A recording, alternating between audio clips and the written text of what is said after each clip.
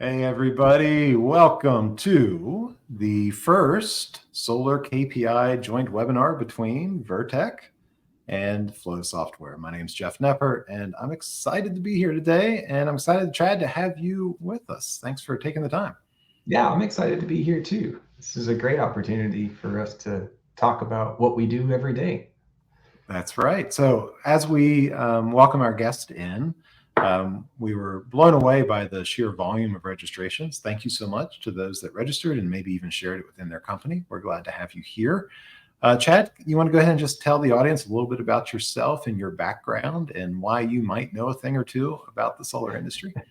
Sure, absolutely. So I am a senior control integrator for Vertech Industrial. I work on energy projects day in, day out. That's the main bulk of my work, both solar plants as well as battery energy storage solutions or BESS sites.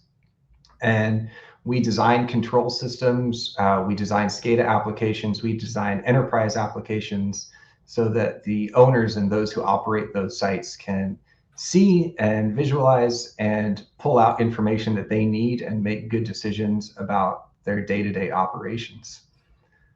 And when you say we, of course, Chad, you're talking about Of course, I mean Vertech Industrial, right? yes, and we design. We're not just an energy integrator. We work in a number of different vertical markets, anywhere from traditional manufacturing to MES applications, food and beverage, oil and gas. We do quite a bit of everything across the field. If it's something that can be automated, we would love the opportunity to automate it. I've always loved the fact that the team at Vertech referred to themselves as control freaks. We do. We are absolutely control freaks.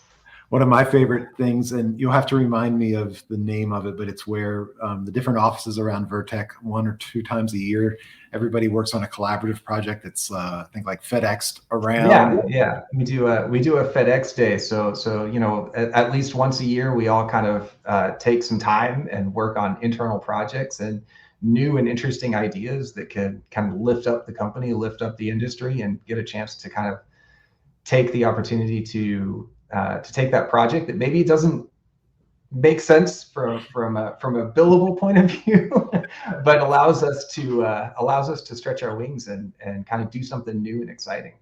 Yeah.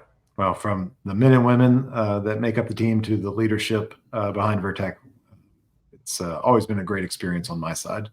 And speaking of that, my side of this conversation is really representing Flow Software. Hello, everybody. My name is Jeff Knepper, and my background is time series data, and now with Flow, all about how to take time series data and contextualize it based on process event and things that are happening inside of the operation, which is the fundamental definition of analytics. And Flow has been doing that for 13 years. And I'm pleased today to represent the what is our data trying to tell us side of this equation. And Chad is going to represent the I have knowledge of the solar industry and a deep understanding of the solar process. And we're hoping today that the outcome of our 40 minutes together will be for you to come away with some new ideas around KPIs that you could be applying in the solar world as well as in other manufacturing environments. Is that fair, Chad? I think that's an excellent way to put it. Okay. So to that, 2 things I'd like to talk about up front. One is that you're welcome to hold questions and share them with us that we can try to answer at the end. Use the chat feature for that. We're live streaming this on LinkedIn as well, so you'll see me glancing away trying to monitor the LinkedIn as well. And then the second thing is that you are going to see some visualizations of some of these KPIs today. We've got some data that's kind of generic, sim data. So you may see some things that don't quite make sense in the simulation data, maybe some values that are too high or too low. Bear with us on that. We just wanted to get some data that we could actually display today that wasn't customer data for this point. Okay, Chad.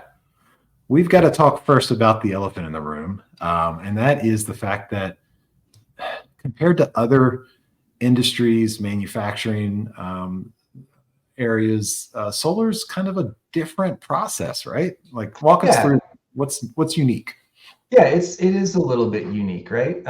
So solar is, you think of manufacturing, you're going to manufacture a widget, right? Your piece of equipment's going to do one thing, then it's going to take something in, it's going to do another example of that one thing, right? Solar and energy generation in general is continuously operating depending on the fuel available, right? The fuel in this case for solar being sunlight. So it's continuous in the sense that we are always generating electricity. It's non-continuous in the sense that there's going to be breaks during that time, right? The sun's not available. We don't always have fuel available. So you kind of see some of the information there where, so if you just kind of do straight analytic KPIs, something that might make sense for a true continuous process, maybe doesn't apply.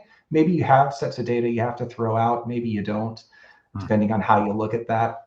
So there's some interesting stuff there. Changes of ownership here, right? So the process of building out a solar plant itself goes through a number of different phases, and we'll kind of talk about the different roles here in a sec. But you've got teams that build the plant, you've got teams that own the plant, that operate the plant, and all of the people involved there need different data sets to support their job. So, if we want to get into that ownership, or kind of those roles, I think we can start talking about that if you want, Jeff. Yeah, absolutely. Let's do that. Cool. So the first one that we're going to talk about from a design point of view is your engineering, procurement, and construction, or your EPC. You can think of them as kind of your general contractor for building a solar plant, right? They have to interface with a bunch of other vendors, someone who provides inverters, someone who provides, meteorological stations, someone who builds a substation, people like us who build the software that runs the plant. We're the ones that are kind of looking at it, and we need information that says, hey, is the plant doing what I tell it to do, right? Seems a little straightforward, but there's some KPIs and some data aggregation that needs to happen there. The EPC, they're going to need data sets for, the plant goes through a design process and has to meet certain standards and qualifications in order for an owner to take ownership of that once the plant is designed and commissioned. So they need data sets to kind of prove out their design and their build.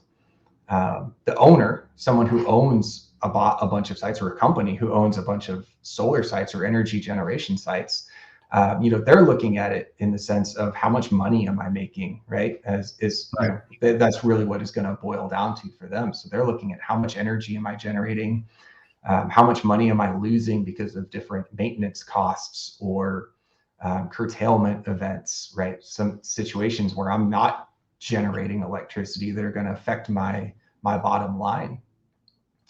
Then you have groups who are operating the plant, right? This one's pretty straightforward, right? Someone's going to log on to the application that we as the control freaks design, and they're gonna look at the plant and they're gonna make the plant do something or control it.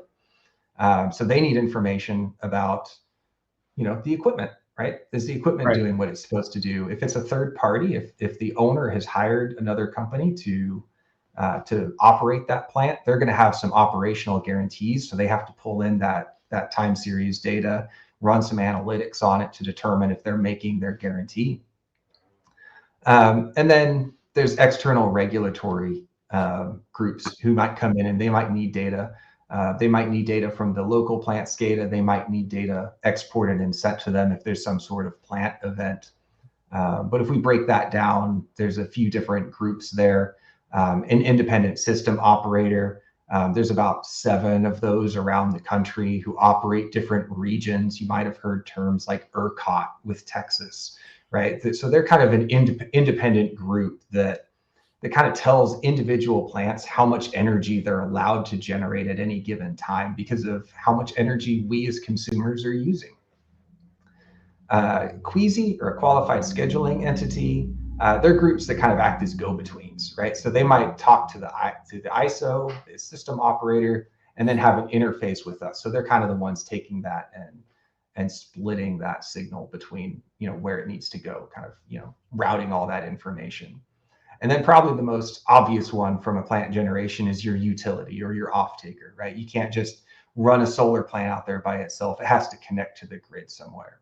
And that energy is going to go out there to a utility or to an off-taker, depending on your terms of use in your case. But yeah, so they're going to want information about what the plant is doing because they care if the plant is meeting whatever standards they have. They might, if we're doing something we're not supposed to do, they might trip the plant offline. So that's, yeah. And it's important to understand, right, that the process is unique.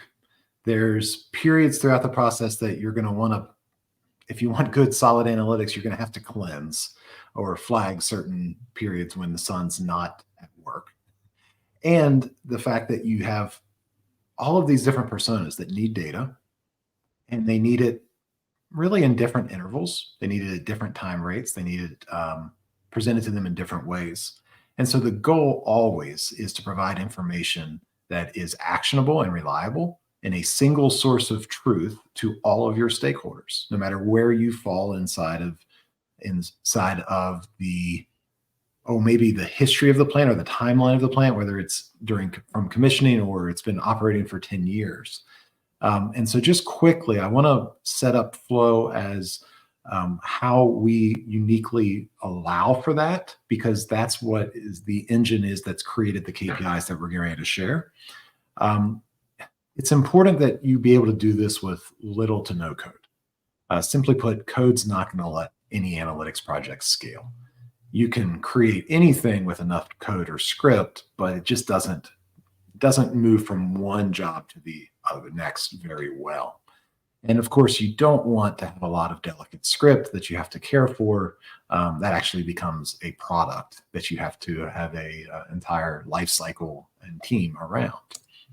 So the way that Flow works is that Flow would be installed potentially at a solar site, or it might sit inside of a private install, maybe in AWS or Azure for an operator. And Flow connects to all of the different data sources inside of the operation. Your time series data, your SCADA systems, your transactional records, your ERP systems, as well as your APIs for the one-off data feeds that you need. Does not require internet connection, so therefore, if it's on site, right, you're secure. It does not replicate the data that's already in these underlying data sources. And of course, you can apply all of your standard security around user permissions. There's full audit trail of the system and versioning history as well.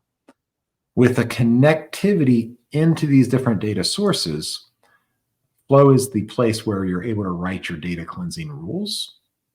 It's where you're going to define the different production events that you want to be monitoring. It's also where you aggregate all of the rules for your KPIs. And then Flow will actually execute, using its calculation engine, those rules. That is when Flow starts to store results. So remember, not replicating the raw data, but storing the results of the calculations and the events and the context around them. At high performance, this is a .NET application, and has been built to handle, over the last 13 years, all of the weird one-offs that happen in the field. Data arrives late, rerun the calculation, version the new result. Underlying data changes, rerun the calculation. Daylight savings time. Don't mess up my daily calculations twice a year, please. All of those things. And then finally, once that's in the system, then it's a question of where do you want it to go? So we're really big at Flow about saying we don't want to interrupt your existing workflows of your data. So if you're using Ignition and you visualize in perspective, great. We'll land the data that we're calculating back into Ignition. If you are a Power BI user, we are running those calcs for you 24/7, and now we are sending them into your Power BI environment so that you have it at your ready for your advanced business intelligence visualizations. And this happens on schedule, on trigger, and on demand.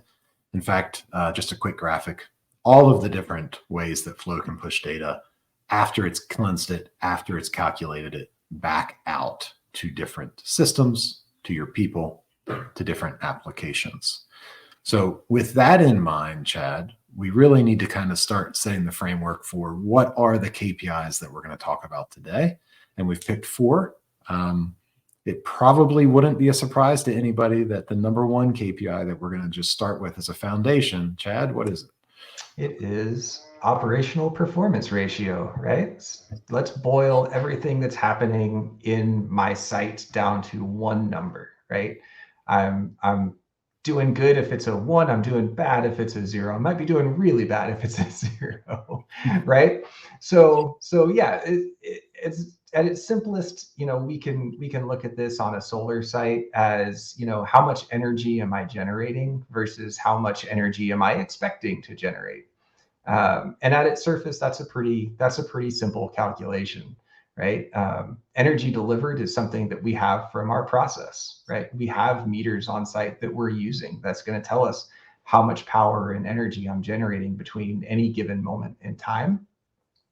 I think expected energy is where this one gets kind of really interesting, because there's a lot of different ways that you can kind of define how do I expect my energy, or what am I expecting to generate.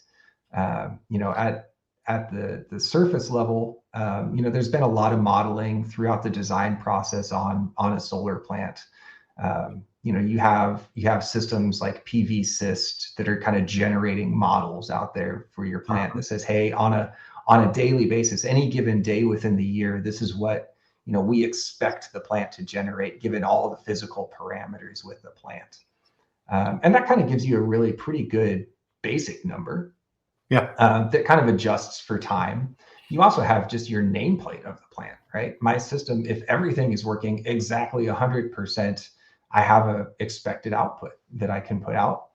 But those two alone don't really give you all the information, because what if your weather doesn't match up with your model? What if you have some equipment go offline because of some planned maintenance or some unplanned maintenance, right? So you really kind of want to be able to look at it and kind of identify, your most basic version of operational performance energy, which is, I expect to generate my nameplate of my plant, but then I want to kind of balance that out.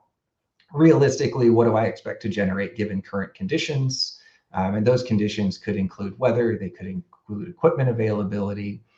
They could really include a lot of different things depending on what you want to do. And that's kind of the key there, is what do you want to do, right? So the organization, the owner, the operator, the EPC, you can define what that is. And we always want to have kind of that discussion of, what do you need out of this information, and how do we present it to you in a way that makes sense to you? I really like this graphic here for performance ratio because it kind of gives you a lot of different information all in a pretty simple graphic, right? I have a good trend, but I also have that table, right? So I can see, my basic performance ratio, but I can also see my weather performance ratio. And then underneath that, if I want to kind of understand like why my weather performance ratio is different, I have all the contributing factors there. So I can kind of identify that maybe it was a hot day, maybe it was a cloudy day and there was not enough sun to generate. So I think being able to understand that and have that conversation, kind of those workshops through the design process, is really important. Yeah. And so the graphics for the audience, the graphics that you're going to see, I built last week with some instruction and guidance from Chad for this purpose. And so as I was building through these, some of the things that were just going through in my mind, that if we did like a reboot and we were going to say, okay, this is the fundamentals, now what will we do with it for more advanced? A couple of things that came through my mind would be, if we had 6 months worth of data, I would have loved to have backfilled, and we didn't. We had 2 weeks of sim data. I would have loved to have backfilled changes over time, right? What was my short interval control? How does the 12 o'clock to 3 o'clock hour, if that's my prime hour for production, how is that comparing every day? How's that comparing across weeks? How's that comparing across seasons? Am I seeing a slow loss of that over time. We know we're going to see some degradation, but is the degradation that I'm seeing on schedule, or is it happening faster? Are my panels maybe more soiled than I think they are? What's going on? That would be one thing. And then the other, just kind of as you and I were talking, when you said sometimes, the answer almost always needs to come from within the organization on how am I going to execute my performance ratios. Yes, it needs to come from the organization, but that doesn't mean there needs to be one solid answer, right? We could calculate these KPIs 6 to 10 different ways and then templatize all of the interval comparisons off of each of those so that you always can understand what your 30-day average is and what the change rate today versus that 30-day average is. But let's go ahead and have the building blocks of all of those different ratios pre-calculated and processed and just sitting there ready to be distributed or sitting there ready to be queried via the API.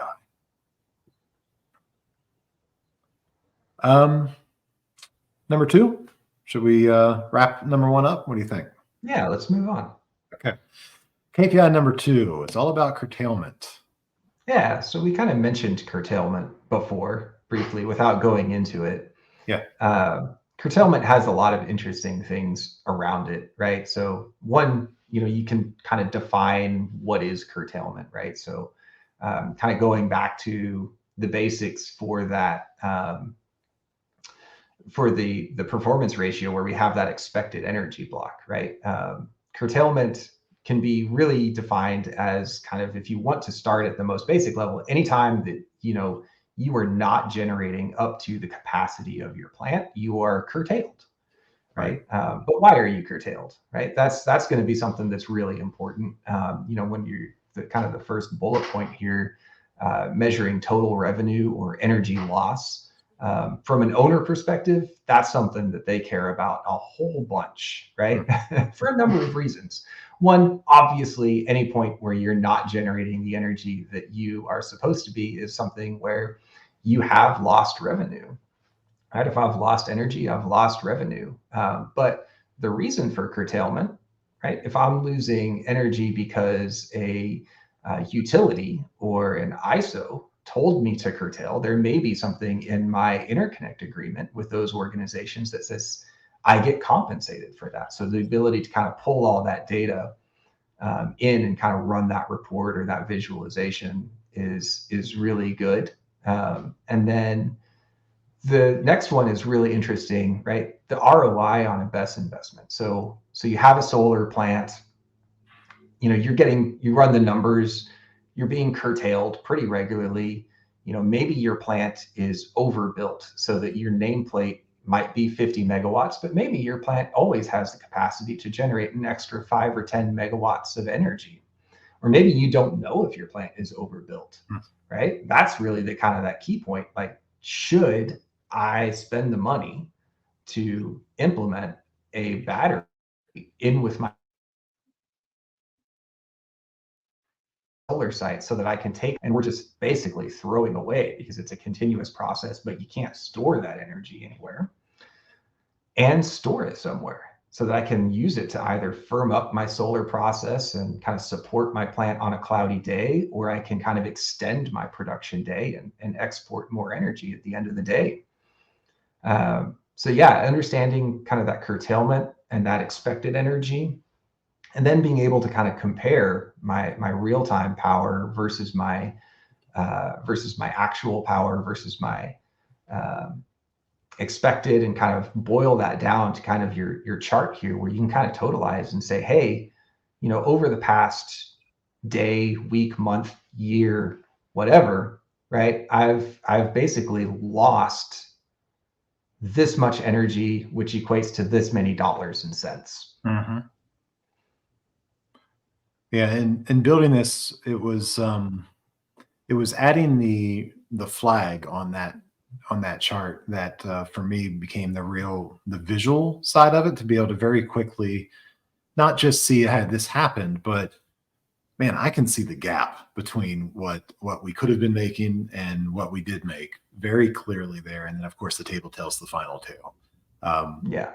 I think if I would go back on this, I would probably want to add a week to date, month to date, year to date, do a daily average, do a event average. So my frequency of curtailments year to date has been 37. My total time in curtailment is averaging at this per curtailment. And then it gets really kind of neat just to kind of theoretically start to talk about it. Can we start to use this data and model a bit of a prediction tool or a projection tool around what's the likelihood I'm going to be curtailed tomorrow? Maybe I've got an energy storage system. Am I in a position currently with that if I am curtailed for an extended period of time, that I can capitalize on that curtailment? But until you have the data and until you're working with the data, until the data is accessible, until it's easy to bring in from multiple systems, you're just kind of stabbing at things, right? It's not until you have that access that you can start to make confident decisions. Yeah. And I think one of the things that you kind of touched on earlier was kind of the how easy it is to kind of migrate your calculations from site to site, or kind of scale your calculations. Because one of the things about that's kind of interesting about curtailment is those signals, those kind of namespaces or calculations that say I'm curtailed, even within the same region, the same system operator, you could have wildly different points from your site, right? So being able to kind of pull that in and say, well, I always deal with this group, and we always have these tags mapped into my SCADA application. It always looks like this, and to kind of templatize that without having to go through a pretty grand effort is something that I think is super beneficial. Yeah, if it's going to scale, it has to not just be low code, no code. It also has to be templatizable, right? And that's part of our foundation. Well, I appreciate you saying that. Let's look at the next KPI. Next KPI is all about the condition-based monitoring, right? It's pick your asset, pick your process, but we're gonna make a bottom 5 list, and maybe it's a bottom 10 or bottom 15 list. But there's a lot of equipment on the site that could fail. There's a lot of equipment that your efficiencies and your reliability matters. So let's figure out what those metrics are, whether they're simple metrics or they're complex and weighted. And let's create a report card for equipment. Yeah, absolutely. So, we've kind of been focusing on whole site KPIs, right? Performance ratio for a site and energy lost for a site. But you could take most of those KPIs and you could boil them down at different levels of the plant. So you could take that and you could take that kind of same idea or calculation and put that on an inverter basis. You could do it on a DC input to that inverter if you really wanted to. And it gives you some really interesting options to kind of start looking at that data. And then you can kind of rank and say, like you said, these are my top 5 producing, these are my bottom 5 producing inverters, and maybe you don't want to rank it based on performance ratio. Maybe you want to rank it based on frequency of alarms or downtime, right? So now you get to go through the effort of defining what does downtime mean and for a piece of equipment, and identifying that and setting up the calculation, which leads you to some really interesting calculations for availability, right? Once I start looking at that, now I can start calculating how available my equipment is. And you can do the same thing, kind of extrapolate this over a day, a week, a month, a year. And again, kind of going back to the idea of, once I have a large backlog of data, which, by the way, most people who do this work have a huge backlog of data already, right? Yep. So the ability to kind of take that and load all of that data and kind of do these calculations, gives you the idea of, now I can kind of take a look and maybe say, maybe this inverter is going to go down in the next month, and maybe I need to do some preventative maintenance. That's right. To your point, you've got years of data sitting in historians. You've got years of data sitting in your ERP and in your maintenance systems. You're going to be told, right, by the cloud providers that the first step is to take all of that data and replicate it into the cloud environment. Well, we fundamentally disagree that that needs to happen as the first step. That's why we leave the data in the underlying data sources, but we give you that capability to backfill your calculations. So if you want to build your top 5 report, in this case for inverters, and it's Monday and you build your metrics, we don't have to wait till next Monday to see how the inverters are done for a week, right? You reach back and say, no, I've got 3 years of data on this. Well, set your backfill date 3 years ago, and we'll go through and we'll crunch. And now all of a sudden you can start saying, hey, give me a KPI on the number of times that this inverter has been in the bottom 50% or of efficiency. Or the second kind of drill down I did here was I took one of our misbehaving pieces of equipment and I said, well, give me the last 30 days. Each day, give me one value for the efficiency of that piece of equipment. And then using a histogram, I dropped it in each of those scores into one of 10 buckets so that I can pattern quickly, visually. Goodness, okay, the majority of the time over the last 30 days, this piece of equipment has been operating at a 51 to 60% efficiency rating. Probably a place for me to start diving in and spending some more time, or at least understanding what that loss means to me, and what is it going to mean if it continues, and what actions can I take? What's the ROI on those actions and such? Chad, we've covered a couple of KPIs, but we've got one more to go, the 4th one, but we thought we'd provide a resource. So we worked with the team over at Vertech and said, hey, let's make an idea book of KPIs. And so if you would like that, it's free to download. You can follow this link over on Vertech's website. It's vertech.com/solar-KPI. Let me go ahead, Chad, quickly. I'm going to drop that as well in our chats. Yeah, absolutely. He has it. You just follow that link, and Vertech will make that available to you. What you're going to see in this idea book is not just a listing of KPIs, but also all of the different intervals and interval comparisons that you could then use that KPI along with. So we think it's a great resource. We think you'll like it, but take a look at it and let us know what you think. All right, Chad, take us home on the final KPI, KPI number 4. Yeah, production variance, right? So this kind of goes, I think it's very similar to some of the other ones, right? But production variance, right? How much really variance do we have in our day-to-day opportunity, right? So we kind of talked about the BESS system, right, before. So what does production variance mean, right? So during our day for a solar plant, right, you've got some obvious rise and fall times, right? As the sun comes up and as the sun falls, you're going to generate more. You're going to have a ramp up and a ramp down. But during kind of that middle portion of the day, right, how much is my plant output varying? Obviously, term variance, right?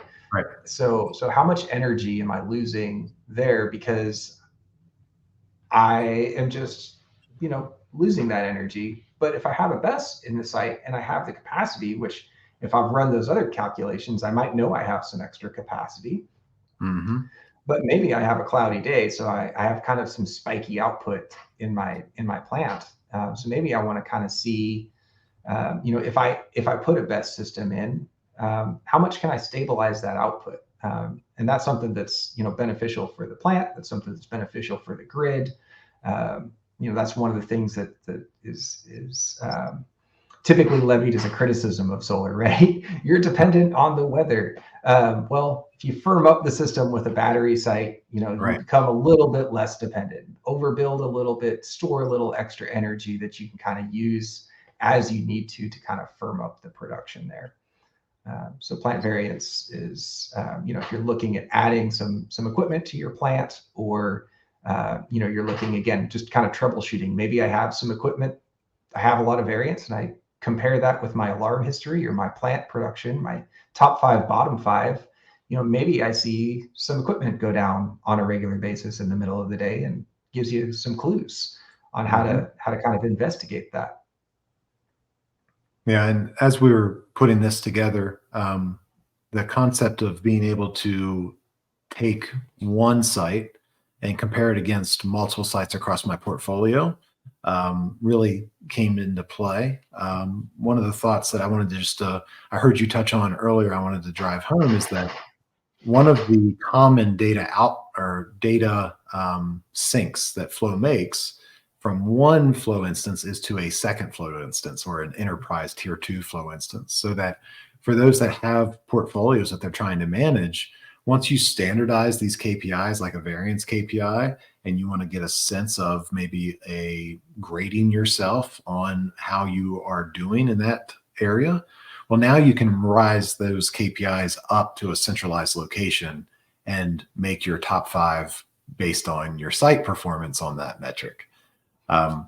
As I was building this one out, I wanted to just give a very fast visual so I could look across the red bar at the top, which represents my real potential. The yellow bar there, or gold bar, Vertech Gold, I think is the name of that color, is my actual yield, right? And I can just at a quick glance see it was the last day of the week here that I had my largest opportunity where I could have improved, could have made more energy based on what was available to me.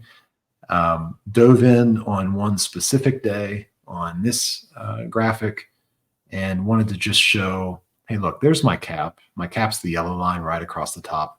And as you mentioned, really being able to narrow and focus in on that part of the day where, the money is made in that 3-hour, 4-hour window each day, and understanding that on this particular day, I had 730,000 kilowatts that just went away because I had no way to capitalize on that storage. Rolling that number up to an active month to date number, again, the data is sim data, so bear with me. It's a really big number. Everybody's just praying right now. They're like the best salespeople's phones are already ringing. But the point is, I can quickly understand my month to dates, my week to dates, my year to date, and project based on this rate that I've experienced over the last 30 days. It looks like 90 days from now, my loss will be here, and I can be confident in that number. Especially the more data I have in my historian to be able to analyze, then my confidence is going to go even higher on that future projection. Yeah, I think this is also a great graphic. But I think I kind of want to jump back to one thing you touched about with the enterprise kind of system and the ability to compare site to site, because I think that levies a lot of opportunities, right? Not just on a site to site comparison, but also equipment within that site, right? Maybe I have a couple different types of inverters from a couple different manufacturers, right? Yeah.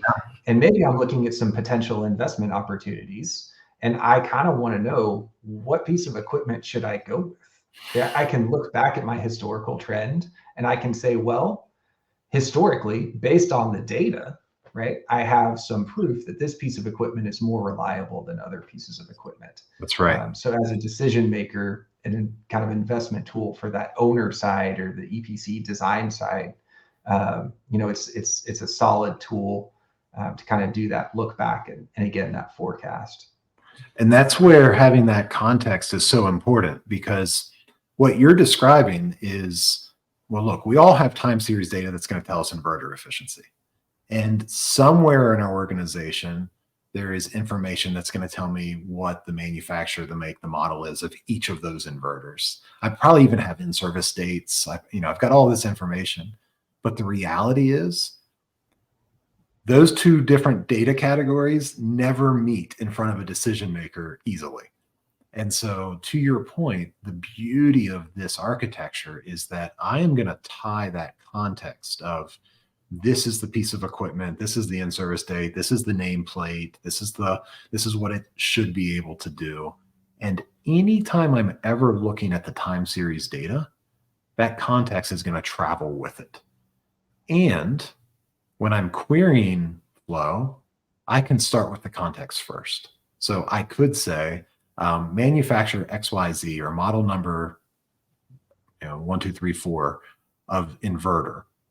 Give me the efficiency of all of my enterprise where this inverter is for the last 90 days and compare it to this other inverter manufacturer. And so I don't have to go at the raw data first. I can start by filtering it on the context and then ask for the aggregation of that data, which I think is just crucial for anyone who's trying to make a high-level decision or do condition-based monitoring of assets. Yeah, that context is so key in kind of that decision making.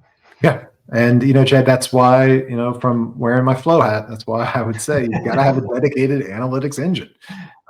It reduces your deployment time. You know that from the engineering side. We've already talked about the secret. It's that drag and drop configuration that I don't have to. If I know how to use Excel, I can use the tool. And it's the fact that we keep it interoperable so that you're not platform stuck. There's no platform lock. I'm talking with people constantly about this new world of the post-Pi era that we live in.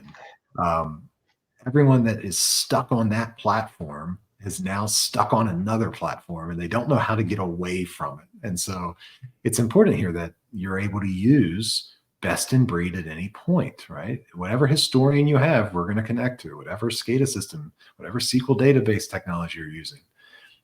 We're not locked on that. And everything you build in Flow, you're not locked to Flow either. Let me just say that. If you want to fire us after a year, we do annual subscriptions, $14,000 for an unlimited license for a site for an annual subscription. Fire us. But all of the work that you've done, you can export in JSON, and it's your data to take with you because none of it's up in the cloud. It's all in your own data centers. Kind of the last piece, where do you want it to go? So once we've calculated it, contextualized it, cleansed it, we don't want you to have to use a Flow dashboard. If you don't want to use a Flow dashboard, if you already have your single pane of glass, if you're using perspective with Ignition, if you're visualizing everything in maybe it's Grafana or some other dashboarding tool, we're happy to just send the data to those applications. We also want you to be able to collaborate with your teams. Chad, are you all Microsoft Teams or Slack at Vertech? We are Microsoft Teams. Okay. Yeah. And so those KPIs that Chad and I have been visualizing, if we were actually in a real operation here, I could land any of those KPIs every hour, every day on trigger, on schedule. An event happens, I can trigger those KPIs to show up in the right Teams channel and put the right eyes on it. And it's there, not just today and now, like a dashboard would be, but it's there when someone else comes into the Teams channel 30 days later. If you need to get your data pre-contextualized, pre-cleansed, pre-processed up to the cloud, this is a great way to do it. So whether it's Snowflake, AWS, or Azure, we've got the data sinks pre-built to make those connections. Even if you're trying to just stand up and supplement your business intelligence tools, we make Tableau and Power BI more powerful. Oh goodness, if you're doing a machine learning proof of concept, you're connecting it to a single API endpoint. It's getting the same data structure from whether it's a SQL database or a time series database. You don't have to worry about time normalization. Essentially, you're sharing all of your data in a wide table format from a single endpoint and an easy to consume JSON payload. It's a long run-on sentence, but if you've ever wrangled data or tried to get data ready for any type of ML, you'll understand the value in that statement. And I think finally, just to point out, Flow is a Microsoft SQL database backend, but you would never actually hit our SQL database. Instead, you just tell us what SQL database you would like the data to show up in, and we will match that schema. So if you've got a Postgres database, or maybe you love Power BI, right? And you've got your staging database for Power BI, great. Every time the data changes, we will publish it into that staging database, and we will match the schema that you've already established. So Chad, that is a wrap on our KPI webinar. If someone on the call or on the webinar wants to take Flow for a test drive, if they want to talk KPIs, if they want to just talk about that cool guitar you've got hanging behind you, let's direct them on how to do so. Yeah, absolutely. So just hit that website, thevertech.com/contact us. Follow the directions. There's emails, there's phone numbers. They might not know the answers to my guitar. You might have to reach out to me directly for that. But I'd love to hear from you, whether it's about guitar or about solar. That's right. And so, Chad, I can't thank you enough for your time today. To our audience, thank you. I don't see any specific questions in the chat, so feel free to reach out on the Vertech website under the Contact Us form if any questions do come up. This recording will be available on Vertech's LinkedIn website or webpage on LinkedIn, and you can find it probably pinned at the top for a couple of days, I would imagine. And if you have any further questions, we look forward to hearing from you. Chad, oh, sorry, 1 second. And just like that, a question came in before we wrap. The question came from Matt. Matt said, can you speak to the efficiency of storage with Flow software? We've run into issues with Ignition's tag historian because all its tables are tall and inefficient. So even with heavy optimization of historization settings, we're still consuming too much storage for the tag counts. Yeah, I get your pain on that, Matt. So let's talk about the fundamental differences here. So, right, you are storing a value every time it changes in Ignition's historian. Ignition has partitioned that historian to create essentially a new table every month to try to help you with your efficiencies. This is why a dedicated time series historian that is optimized for performance and huge amounts of volume often will be the next step for that operation. Here's what Flow does, and Flow does it differently. So with Flow, there are two things that we're watching for. One is a period calendar. So you have a KPI that is let's just say an hourly KPI. You've modeled the KPI. We have been essentially connected to the historian and to the tags that are in the historian. And the model defines for each of these KPIs where that data lives in the historian. We are aware of that connectivity. We've already got the connection pre-built. So for Ignition's historian, we know how to handle the monthly tables or the partitions. It doesn't matter whether it's a Postgres backend or a MySQL or a Microsoft. Once the hour has ticked by, Flow will request the raw data from the historian. It'll bring the raw data into Flow, run the aggregation, store the result of the calculation inside of Flow's Microsoft SQL database. So we're storing one result for what could be 80,000 underlying raw data points. Then, if you need that hour KPI rolled up into a shift or a day-to-date or a weekly or a yearly, we're not going to hit the historian again. So at the end of the day, we're not going to hit the historian for the past 24 hours to calculate the daily. We're going to use the 1 hour that we already have and the other 23 1 hours that we've since calculated, and we're going to use those to sum them up, or for the average, or for the min, or for the max, as that KPI demands. On the event side, we are watching on a poll for the event triggers, and only the triggers that you've defined. So if there's a tag at the PLC that this value of 10 and a tag over here at a value of true means that this event has triggered, we're watching those two tags in a polling state so that we have usually between 5 to 15% of 5 to 15 seconds, latency between the event happening and us polling it. Then at the end of the event, whatever that trigger has been defined, then we're going to ask for the raw data between those two, that start point and end point. Those would become our boundaries that we're querying. Then we're going to aggregate that raw data, store it as a result. You can also then take those events and aggregate those up to like counts or active duration, mean time between events, all of the other KPIs you might want. But we're not hitting the underlying data store again. So we have found that we're very efficient. We don't put undue stress on existing systems. because we don't have to have that data the second a 1 hour period has passed, a historian that might not be quite as performant due to the amount of data within it, that's okay. We keep full dependency on all of our calcs, all of our KPIs. So let's say that your historian is taking 3 or 4 or 10 minutes to return the raw data set. And there's 10 other calculations that are triggered off of that calc for us. We will hold those calculations until the underlying data arrives, and then we will run the dependency calculations. And even if, for by some chance, the underlying data arrives after we have run that calc or that it changes, if we're watching like a SQL table for data, we're monitoring the modified date and time.